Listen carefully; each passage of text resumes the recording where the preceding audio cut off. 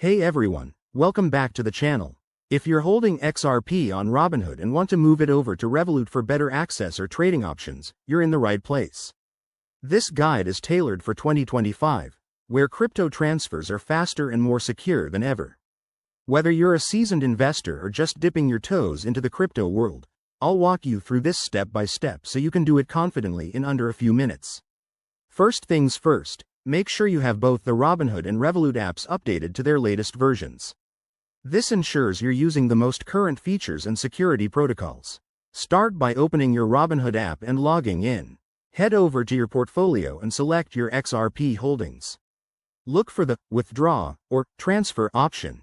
It's usually right there on the main screen. Next, you'll need to enter the destination details. In Revolut, go to your crypto section and find your XRP wallet address. Copy that address carefully, double-check it to avoid any costly mistakes. Back in Robinhood, paste the address into the withdrawal form, then enter the amount of XRP you want to send. Don't forget to review any network fees.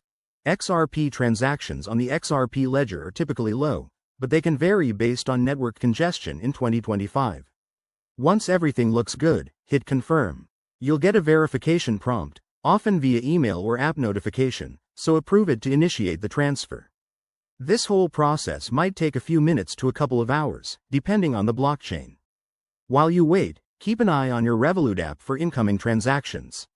A quick word of caution: always use two-factor authentication and never share your private keys. If you run into issues, like a delayed transfer, check the XRP Explorer for transaction status.